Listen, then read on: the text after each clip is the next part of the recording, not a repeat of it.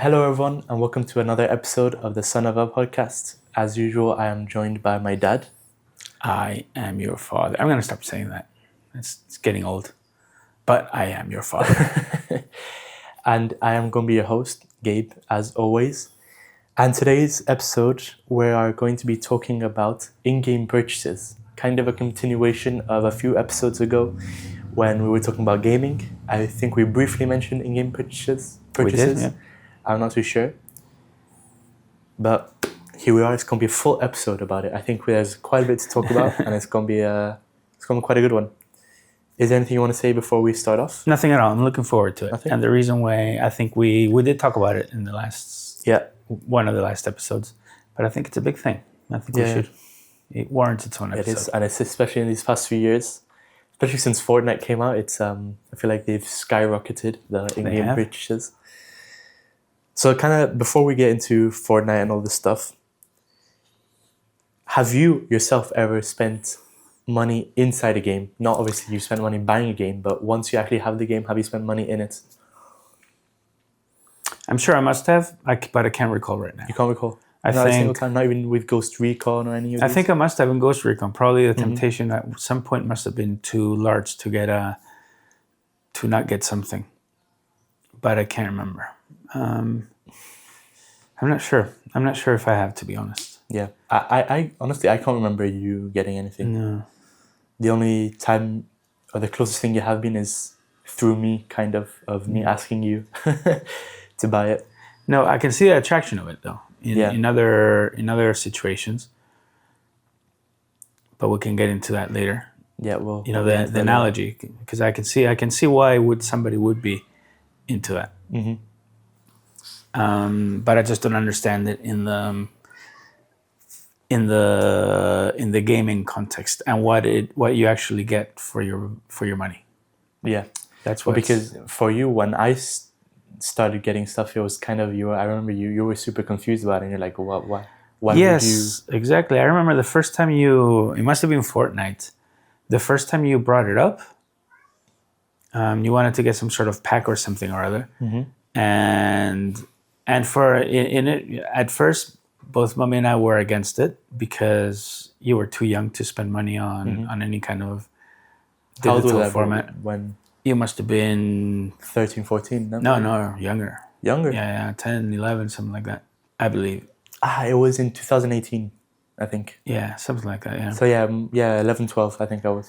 11 or 12. And we weren't terribly close-minded. We said, okay, what's it for? Yeah. And then you explained, and I thought it was cool. I can't remember exactly what it was, but it was a cool costume or something like that, or a cool gun, whatever. I think it was the first battle pass I bought, which was the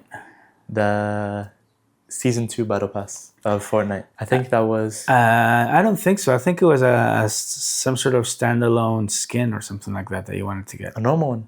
Yeah. Maybe. I'm not sure. And then you explained the reason I think it was a skin. Yeah. Is that when you explained that once you put on that costume, nothing happened? That's where I was totally confused. Yeah, I lost you.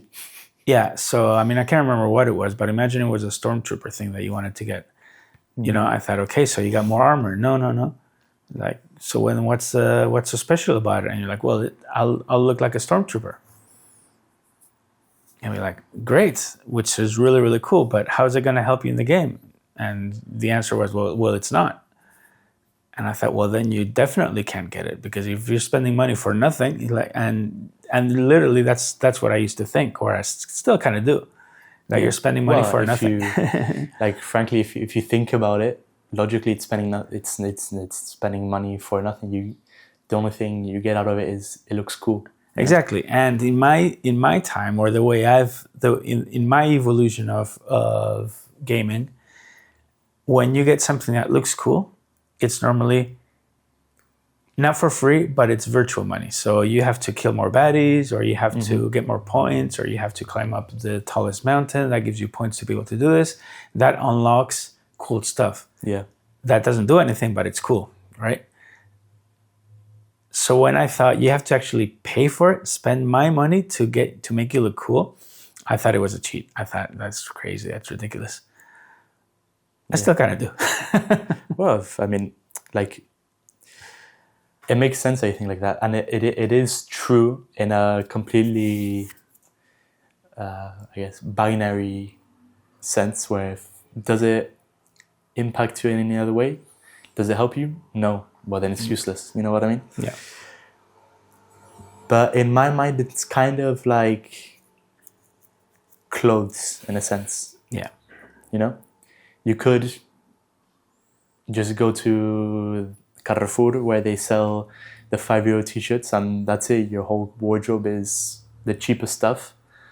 Yeah, it's true. It probably won't last as long as good quality stuff, but it's there's no use logically for more expensive stuff, especially once you start getting into the 300, 400 euros for a t-shirt. You know what I mean? Does that exist? Yes, of course it does. Okay. Of course it does. Not in my world. All these designers stuff. You know what I mean? imagine that. So that's kind of my logic behind it. You know, it's kind of what I see. Obviously, could I spend the money that I spent on a lot more useful stuff and probably stuff that in the long term would make me more happy? Yeah, 100%. But you know, the money that I spent it made me happy in that moment. You know. Yeah. Well, here's the thing, and this is part of why I got so angry at first, because it really did get me angry. To me, it was a bit like taking advantage of you guys, right? Because you were young. Fortnite had just come out. Yeah. And somebody in the Fortnite home office in the marketing team had a brilliant idea.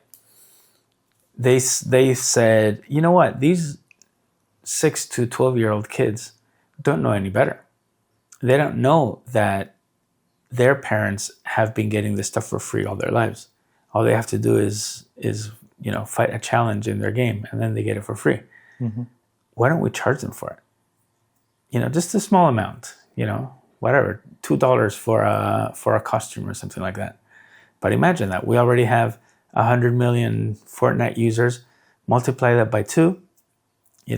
That's a huge amount of money just for absolutely nothing. Well, all we have to do is to design a costume that we would have designed anyway, but we're going to charge for it.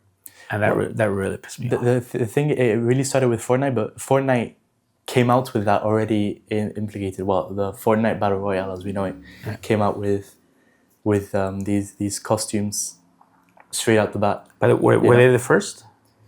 They're definitely the people that made it mainstream. Obviously, there's probably some game somewhere that started it, but it's some obscure game probably. But Fortnite's the one that really, really made all these, especially the battle passes and all this type of things. Yeah. So try to explain the battle pass to me again, because I've never quite understood it. You've explained it, and I kind of get the gist of it, but because in Fortnite you go into your world and you get dropped by this airplane or this balloon or whatever it is, and then you play. Yeah. And the world gets smaller and smaller as you get closer to your objective, or as the game goes on. As the game goes on, and then the winner wins. Yeah. So what's the difference between doing that every day and getting a battle pass? Well, the game doesn't change. Exactly. Yeah. So what's the battle pass do? It gives you cosmetics. It gives you skins. It gives you for your character, for the guns as well, and that came in later updates. And that's it. Gives you emotes as well. Emotes are the dances, right? Yeah, those cool dances. Yeah. That's what it gives you. It also gives you XP, I think, sometimes, or that was in the older ones. Now, not so much anymore. And what did the XP give you? Every time you leveled up, it gave you a new level in the battle pass. So the battle pass was, you could complete challenges and then they would give you tokens, and those tokens would go towards the battle pass, and you would just unlock levels like that during completing the challenges. And every time you leveled up as well, it gave you tokens for the battle pass. So stuff like that. tokens for the battle pass, so you wouldn't have to pay for it in the end. Sorry. So you wouldn't have to pay for it in the end. Well, if you got had enough? the free battle pass, which gave you something Right. every 5 or 10 levels or whatever it was. I forgot.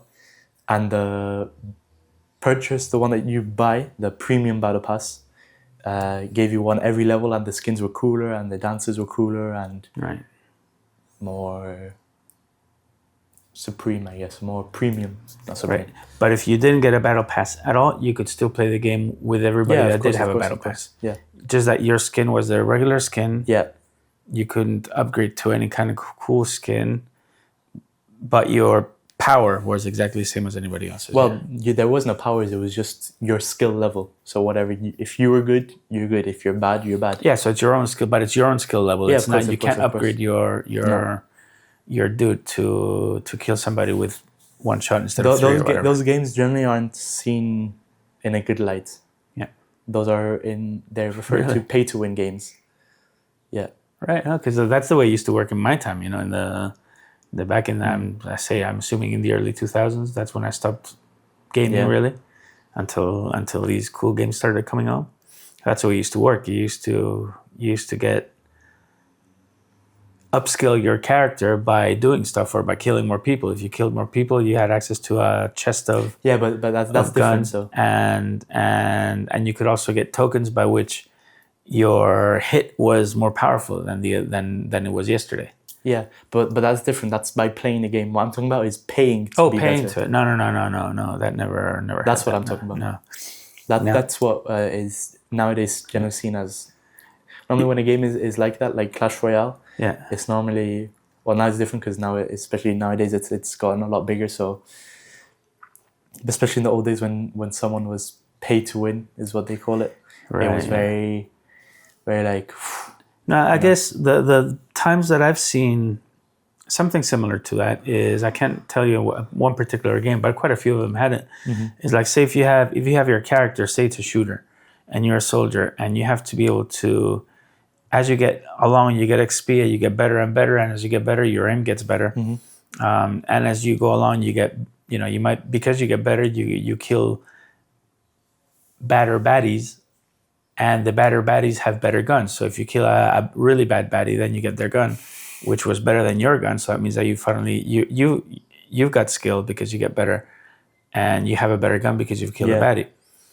But that's used to be quite hard to do. You have to play quite a bit of game to be able to get that skill to be able to kill that baddie. Well, that still happens today in a lot of games. Right, but what you could do sometimes is pay money to be able to bypass all that and get the baddie's gun. Yeah. Right. So immediately maybe your skill level wasn't that great, but you had the baddie's gun, which made you better by default, right? Yeah. I don't know if that's the pay to win. Well, type, because or maybe it's the precursor. Thing is, we're kind of talking about two different things. You're talking about solo games and just purely campaign games. Yeah. I'm talking about multiplayer online games where you're playing against other people. Because in solo games, if it's pay to win, it doesn't really matter at the end of the day. But that's why it's not seen in a bad light. But in multiplayer games, it's kind of seen in a bad light because you're paying to be better than someone else. And generally in a lot of these games, if you're not paying, the progression is really, really slow and really, really annoying. A really good example that I can think of is War Thunder. Mm-hmm. War Thunder, it's an aviation game where you are in fighter jets and you're flying and fighting against other people. And in those games, it takes a really long time to get to the really good jets and to get to the, you start in the World War II or even World War I planes that are really bad. And then you slowly go to World War II and then the Cold War and then the modern ones now. And if you don't pay at all if you pay it 0, I think it takes like 6 or 7 years to get. Years, like real years. Yeah. Like years of playing. Right. Obviously, if you're every single day for 24 hours a day, then it'll probably take a bit less. But it'll still take years. Yeah. So. Wow. But you can just buy games, or you can buy planes, or you can buy the in-game currency to buy the jets. Right. And is that one considered a pay-to-win game, or? Yeah, that's considered pay to win. Fair enough.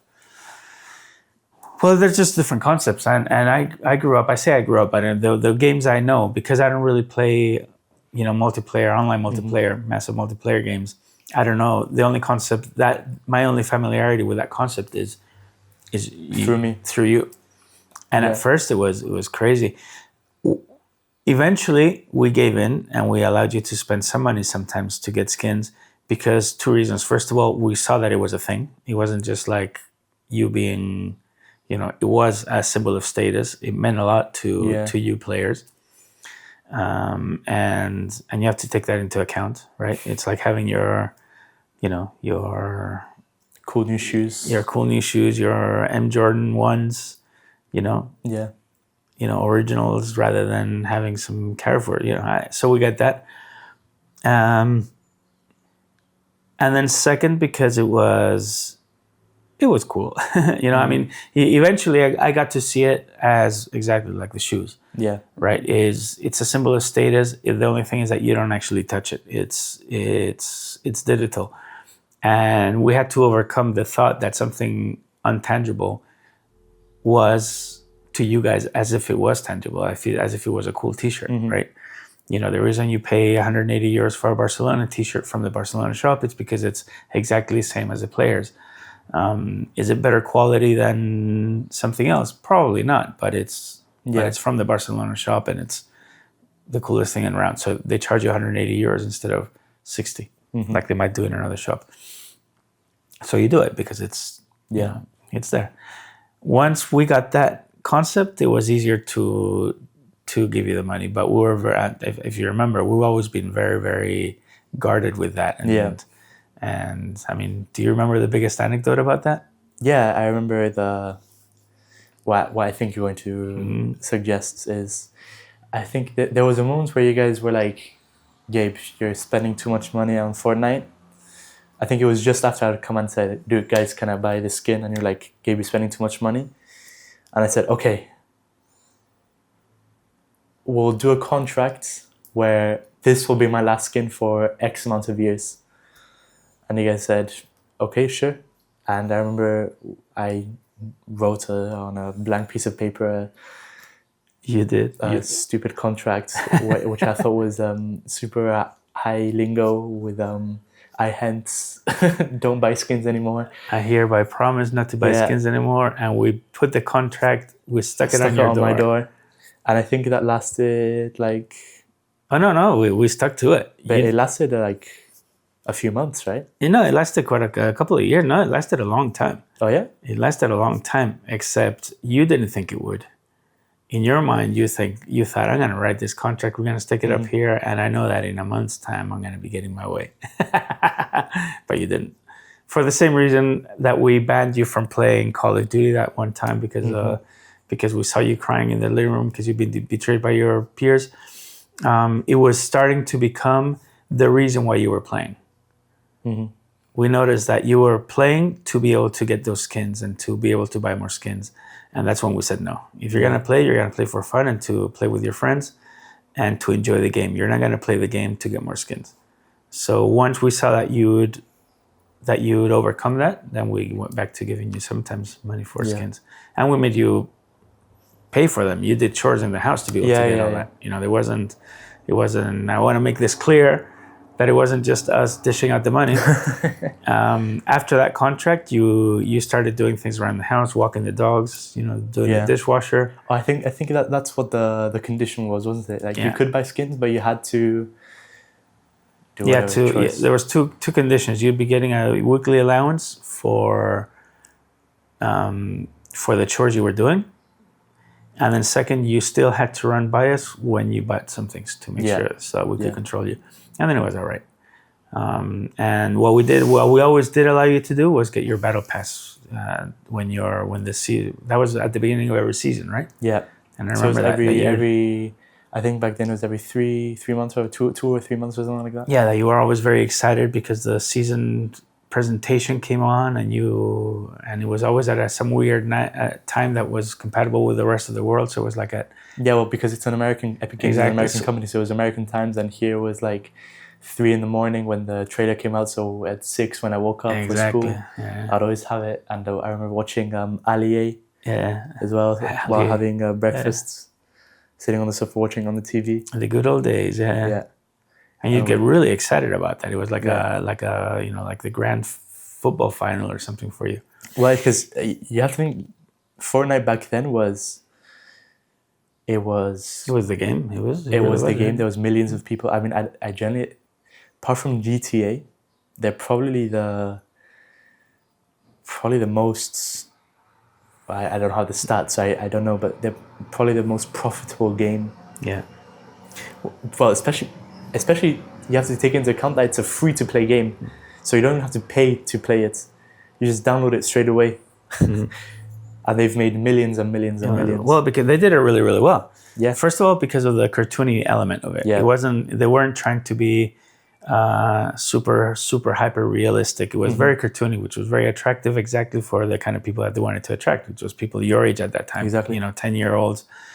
And then when they started bringing in the in-game purchases, that were actually cheap. Later on, they got quite expensive, but at first they were pretty cheap. No, they were always the same price. It's just because at the beginning, I was like, I can't ask my parents €20 to spend on one skin. Yeah.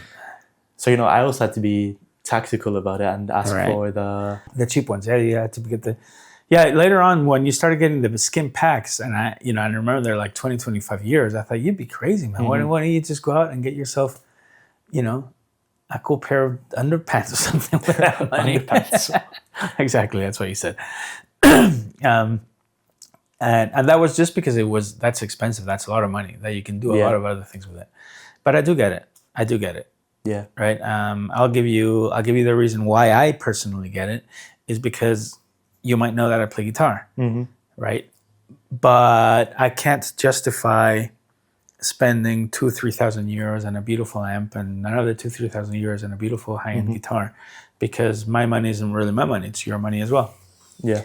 And we can't throw away that money. So what I do, I'm pretty much a digital player. So everything I have is on my computer, on my PC. Yeah. And it's much cheaper. It takes up less space, and I never play live anyway, really. So I don't really need a huge amp and a beautiful high-end gear, that I can see to be able to play. And just quickly, because a little brief. Don't want to get into music, but a little brief explanation of what do you mean by it's on your computer. Right, because I understand what you mean. But yes, so that's what I'm getting at. So you have your amps, you have your guitar, you have your amplifier, which makes the guitar sound, obviously. But these days, you can have software that simulates that amplifier. Okay. And that's what I do, right? Okay. And that is comparatively very, very cheap, right? You can get a little module, and for maybe 50 euros, you can get a very basic amp and some effects which make the guitar sound different, and wah-wah, and if you want to sound like Slash, or if you want to sound like Steve Vai or Santana.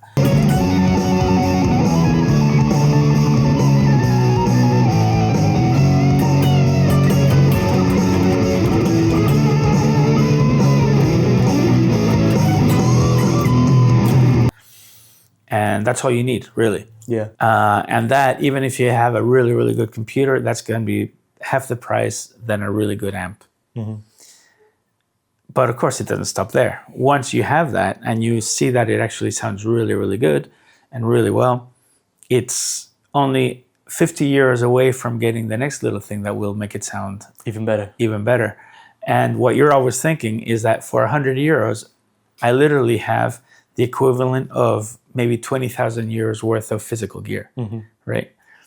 But it's still 100 euros you're spending. It's 100 euros of your family's money that you're spending on something that only I am going to use, right? So, but very often I do it. I go up to you guys and say, listen, do you guys mind if I get a little something, because it sounds really, really good, and so I get it. Ultimately, what is that doing to me? Is it making me a better player? Absolutely not. If you want to be a better player, you still have to put in the hours. Yeah. Is it going to make me even sound better? No, it's going to make me sound different, but not better necessarily.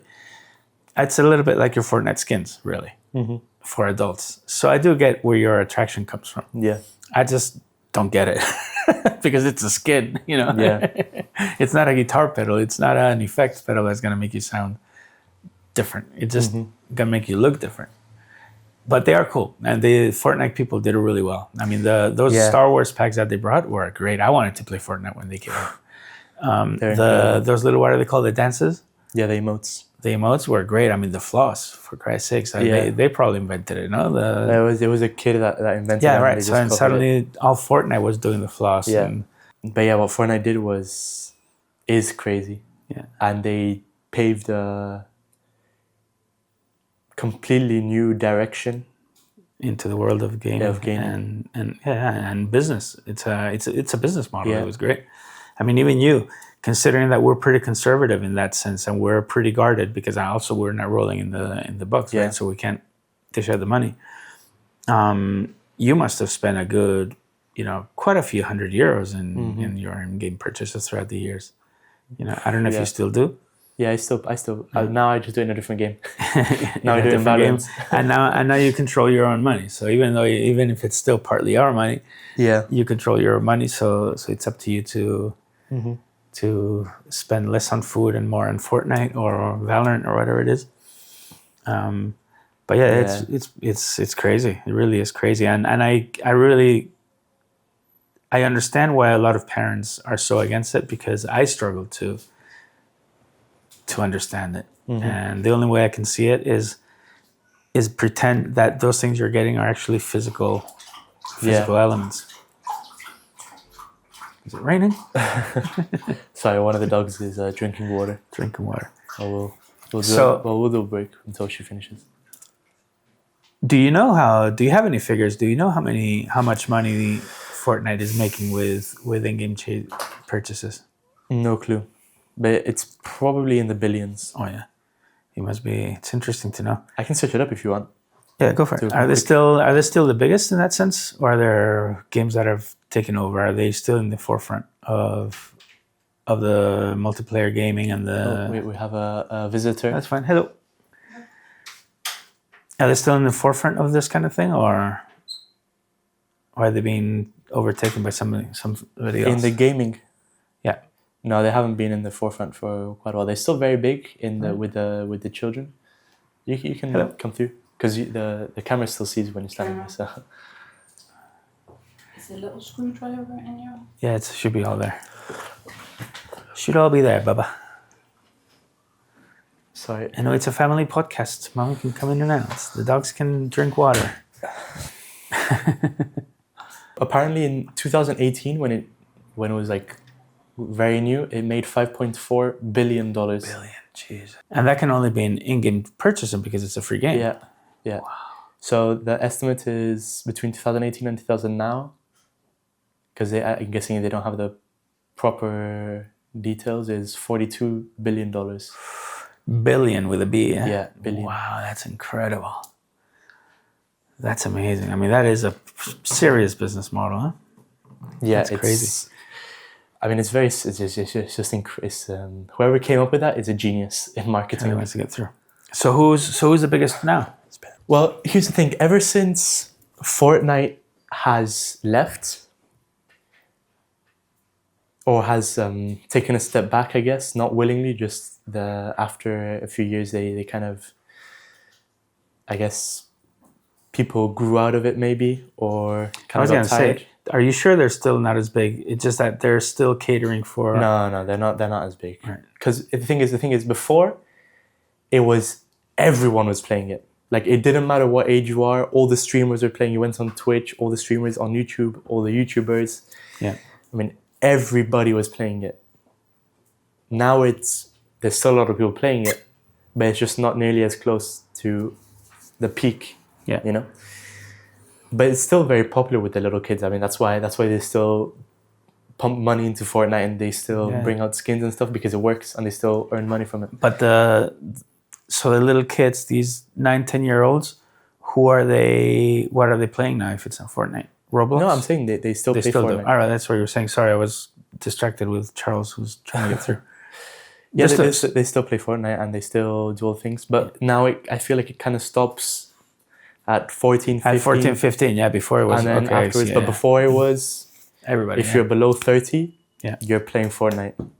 Charlie, come on. Come on, girl. Come on, you can do it. Come on. Oh, yeah, my old lady. Yeah. Yeah, she's 12 years old. She can barely do this anymore. Good girl. But now it comes in phases. There'll be one game that is very big for a few months, and then it kind of quietens down, and then another game comes out, and it's Right. So there's not one linear one that. Fortnite in the recent years is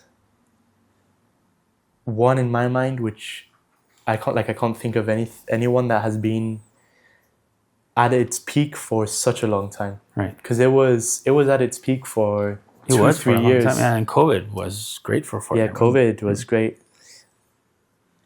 And yeah, I think they were. I just can't think of anybody that's close to that. So now you play Valorant, and that's where you spend your money. Yeah. Is it the same concept? Because it's a massive online multiplayer, you can't upgrade your own by paying, because otherwise basically means that the richest people are the best players. Correct. But you still do it, right? You still get your battle packs, and you still get your skin packs skins and stuff. Yeah. Right. So that brings me to what I see when I see you play Valorant. You say you get skins. Yeah. But you don't see yourself while you're playing. Well, you get for the gun. Right. So when you say skins, it's not like Fortnite where it's the whole costume, right? Yeah. Because it's not over the shoulder view. It's a first person. It's first person, yeah. Did I get it right? Over the shoulder, first person, yeah? Well, third person. Third person. Yeah. Over the shoulder, we'll understand. Yeah, because Fortnite, you can see yourself. So at least you can see your skin. But, okay, so when you talk about skin, you're talking about the gun and the whatever you have, right? Yeah, the gun and the knife and the different guns. And is it expensive compared to Fortnite, or? Yeah, they're more expensive than Fortnite. Because they're for adults and... No, not necessarily for adults. It's just the business model that they have. Okay. It's significantly more expensive. I mean, the good skins are 18 euros instead of 10. For just like one thing? Yeah. Yeah. And when you mean skin, what is you have a gun and it makes it look different? Mm-hmm. Oh, different shape or different... It could be different shape, different sounds as well, different animations. Right. So in Valorant, because in Fortnite, they just changed the shape of the character and the look of the character. Here they have different animations, different everything. Right. Like basically everything, single aspect of the gun changes, apart from how much damage it does, the basic shape of it, right, and how fast it shoots and stuff like that, Do you think I'd like it? Valorant. And the skins, and do you think somebody like me could get hooked on that? Yeah, I think you could. You know what my problem is with these games? You're very bad. Well, yeah, basically. But everybody else is much better. I don't mind if everybody else was bad and I was just as bad. Because it tells you, I don't know if Valorant's the same, but most of these games, they, like Ghost Recon, when you go into the war mode or whatever it's called, the Ghost Wars mode, they try to match you with people that have your same skill level. Yeah. That's crap.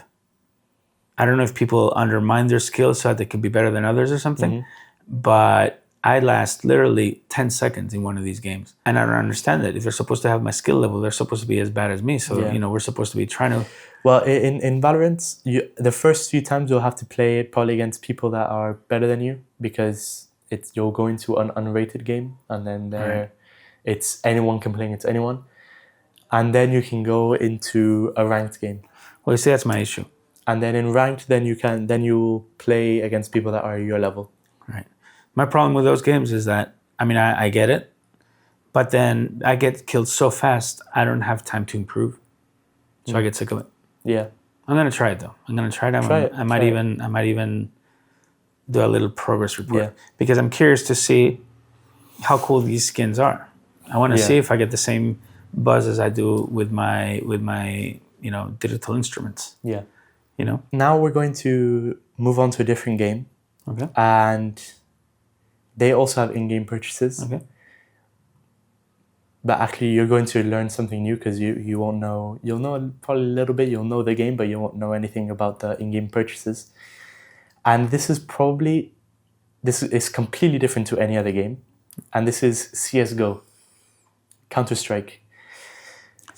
So we've mentioned it before in the podcast. It's one of the games that Valorant is based off of. Right. It's the same concept: attackers, defenders. You have to plant the bomb, but it's instead of cartoons and abilities, it's more realistic. So, instead of you're playing with the AKs and with M4s, it's more realistic. Right. And this game also has skins in it, right? But what's different about this is once you get the skin, you can sell it. Okay. So it's got a second-hand market. Yeah. Sell it for real money. Sell it for real money. Okay. You can sell it for real money or in other websites, and you can sell it for in Steam money where you can just pay other games. Right. So it's a bit like NFTs then, yeah? Yeah. It's NFTs before NFTs existed. Right. Okay. And the way that the skins work in this game is, the reason I'm bringing it up is because recently they changed it and it dropped the market completely. But you would open a box, and in this box, it's kind of like gambling. It's counted as gambling. Right. There's a set amount of skins in this box, and it's a roulette. So you open the box, and each skin has a percentage of chance coming out. Obviously, the worst ones have more percentage, the best ones have less percentage, and on and on. And you pay to open this box. And you pay to open these boxes, and you pay, and it goes. That is gambling indeed. It spins through it looks like a roulette. It spins through the roulette, and then it slows down, and you gets on the skin. Right. And that's what you get. But what's different about this game is the skins can look more worn or less worn. So obviously the more worn it is, the more expensive it is. And for example, knives and gloves, because you can buy gloves for your characters and stuff, they are very expensive. Right. Like thousands of euros. Really? Thousands of euros. Why so much? And how can they get away with it? Because the thing is it's like a market. People go and they buy it from other players. They don't buy it from, like, once you open the box, the skin, you can sell it to other players and you get the money, not the company. Right? Yeah. Okay. Yeah, I get that. But Okay. recently they added an update where you could basically trade in some skins of a certain value, and then no matter what, you're going to get one of these knives, right? Right. And this never happened before. Before, you could only do it by opening the boxes. Right. I'm doing a very, very short version, and to give you an idea, the value of the market, of the whole CSGO market, I won't actually know. Try to guess how much the value of the market was. Of the whole market, of the skins and everything. Well, if you're talking about thousands per gloves, I'd be in the billions then, yeah? I mean, I suppose like 10 billion, something like that? Close, 6 billion. 6 billion, Yeah, geez. was the total market. And once this came in, the market dropped to 3 billion. So exactly half. Right, and the reason for that was because people like the gambling knives, of the knives. Yeah. No, because this But people want those knives, right? Yeah, but that's why. Because people could trade in the skins. Right, so they drop value, yeah? They drop value because there's an increase in these knives and gloves and stuff. So literally the market dropped in half. And what's so interesting about this market and this type of in-game purchases is people actually was using it as investments. Right. Like like art, cryptocurrency or whatever, right? Or the stock Yeah, so exchange. what's fascinating is that it stops being about the game and it starts being about the skins, right? Rather than the game, so. And loads, people literally went from having millions to having thousands of euros worth of skins. Like, they lost all of their money. But surely that must have been done on purpose by the company, right? Because obviously they knew what they were doing, but there's obviously a whole history of probably why they want to do it, and there's theories of why they want to do it, because they haven't really said why they did this. But it's just, I just wanted to bring this up because that's crazy, to show you the other side of things. Yeah, and it's ridiculous amount of money that's being moved for something so inconsequential as a skin that's not going to help your character. I think that, there's literally knives that are worth 60, like literally worth cars 60,000 euros. Wow. Or were worth 60,000 euros, not anymore. And are they very distinctive? As in, if you're playing CS:GO and then suddenly you see a guy with that knife, can you take it away from him? No. Can you kill him? And No, you can't. oh, imagine if you could. Well, That'd be great. In the game, if he has the gun on the skin and you kill him, you can pick it up off the ground. And if you survive, then you'll go into the next round with it. With it, right? So you can take it away. But then the next round he can just buy it again. So he'll still have the skin, but you'll just briefly have it while you're playing this game. Then once you go into the next game, you won't have it anymore. It'll disappear, right? So during that game, you'll have you'll be holding this 60,000 euro knife. No, it's not a knife. It's this or whatever skin. Yeah, the skin. Because the knives you don't drop. But anyways, that's you have to know the game and stuff. So here's a question: is it a good game? Is it fun to play? It's fun to play. It's it moves a massive amount of money. The esports element of it moves loads of money, and it's very big. And in some countries, it's seen as a sport. Like I was telling you a few weeks ago, this team from Mongolia that's funded by the government. Wow! And they get money from the government and stuff. And it's in Brazil. They also show the tournaments on TV, or they used to. I don't know if they still do, but they used to show the tournaments on TV, on the TV channels. That's cool. And I like. See, I kind of like that. It's kind of cool. Mm-hmm. And yeah, there's this. It's probably the most unique source of in-game purchases and market. It's kind of in its own bubble. All the rest of the other games like Valorant and Fortnite, once you buy the skin, you have it. You can't do anything with it. You can't get your money back. But in CS:GO, you can sell them. Once you get it, you can sell it for, if in the 1 in a million chance you actually get a skin, you can sell it for thousands of euros, and it can change your life, or even hundreds of thousands of euros. I think the most expensive skin is €1 million or something like that. Jesus. Or was €1 million. I don't know if it still is. Wow! But surely this was obviously you need the digital infrastructure to be able to do this, right? You have to be able to, in a digital manner, take off your skin, drop it somewhere so that somebody else can pick it up, right? Well, you just send it to them. You just do a trade. Exactly, but how do you do that? Normally, what stops another game doing that? See what I mean? You have to be able to send it. Which what I'm trying to get to is that the company itself must have set up that. Well, the thing system, right? Because Steam. So Steam is basically it's for the people that don't know that watching us, it's a place where you can download loads of games and buy games. Yeah, it's a platform. Yeah, it's a platform too. And in Steam, there's the Steam Market where you can buy and sell a lot of these skins. Right, but is it limited to CS:GO? Or can you buy a Fortnite? You can do. It's limited to games that are on Steam.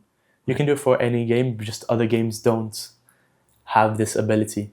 Like they just don't really do it. Right. But in CS:GO, you do it, and from what I know, generally what happens is, because if you sell it through Steam, I think the maximum you can sell a skin for is 2,000 euros. Right. So normally what happens is people will send you the money or send you through crypto or whatever. They send you the money. Yeah, the extras. And then you'll do a trade on Steam and you'll give them the gun. And then they'll give you nothing, and you just accept the trade, and then you'll get it. Yeah, but in the background, you've already traded. Yeah, exactly. 10,000. So through Steam, it's just a normal trade. You give something and you receive nothing, but normally you'll receive nothing, obviously. Wow, that's crazy. And this market has, like I said, is in the billions, and it's crashed. But I mean, it's crazy because it's a game. Mm-hmm. If it was only a skin trading like NFTs, if it was only that, then you might be able to see, justify it somehow because it's a game. You think like, how can you, why would people pay that kind of money to be able to play the game in the same way that they did yesterday? Mm-hmm. Just without, that's funny. Well, CS:GO, I'll check it out. Yeah. Actually, cool. I'm going to search up again what the most expensive skin ever sold was. because the worst part is, I'm pretty sure it wasn't even a knife. It was sold for over $1 million $1 million Yeah. for a knife. for an AK. It wasn't even a An knife. AK-47. Wow, man. But what makes I have one of those in Ghost Recon. But the thing is, well, because It's not even that good. the thing is with CS:GO is it has a system where there could be one of ones. One of ones, which means Yeah. So it's the only one that exists in the world. Right. Because there's certain patterns, Right. So this is consciously created by the game developers, right? Yeah, but it's randomized. You know what I mean? Yeah, but obviously done unconsciously by the game developers so that to create this expectation and to create this market. Yeah, of course. The whole system of the randomization was created on purpose. Because you can't create your own skins, right? You can't suddenly become a skin artist and... Well, you can, but you'll just have to hope that the company sees your skin and says, "Oh, that's a cool one. Let's add it into the game." Right. Well, and normally they'll pay you to get the skin, obviously, because if not, then they can probably get sued. But yeah. See, because that's another outlet. You can have a little business outlet. Yeah, skin creators. But that's just like any game designer creator, isn't it? True. All right. So anyway, answer my question. How can I get better in Valorant? How can I improve? You just have to play. Is there a lobby where I can practice on my own? Yeah. Yeah, there is. Without getting shot, so I can start practice aim and all that? Yeah, there is. Okay, I'm going to try that. Do you think I'd be any good? No. Why not? Just because you're not... Oh, no. Just because you're not really good at shooter games. You find them fun, but you're not particularly good. Come on, man. Hey, Give me some credit. Nothing against... All right, challenge accepted. Challenge accepted. Hey, I'm not good either. I mean, I've been playing the game since it came out for 5 years, and I'm in the brackets where most players are. So I'm not good either. Well, most players, that's your average then. Yeah, but that's not. But it's not particularly good. You know what I mean? Yeah. Well, that challenge accepted, man. I'm gonna prove you wrong, and I'll be out there with a name, with a tag or whatever it is that you guys call it, that you'll never know, and I'll be there, and I'll become famous. Sure, you can try. No, I don't have the time. I wish I did. Because I do like these games. Yeah, I know you do. I'm just not good. I really am. You're right. I admit it. It's a harsh But truth. it's fine. You can't be good at anything. At everything. Sorry. Well, I think this is a good place to leave it off. Good introduction to CS:GO and a good It was very talk interesting. about all the other in-game purchases. And yeah, I really enjoyed this podcast. Is there anything you want to say before I Nothing. sign I off? really enjoyed it. It was an eye opener. I didn't know what the CS:GO. I didn't know that things had progressed so much. Mm-hmm. And as you say, I'd like to have a little podcast just talking about CS:GO. I'm going to do my homework, learn about it, maybe play it, and we can revisit that because it's interesting. Sounds good. Well, guys, thank you very much for watching another episode of the Son of a podcast. This was a really good one. Like I said, we had a lot of fun doing it. I hope you guys enjoyed. If you agree or disagree with anything, let us know in the comments.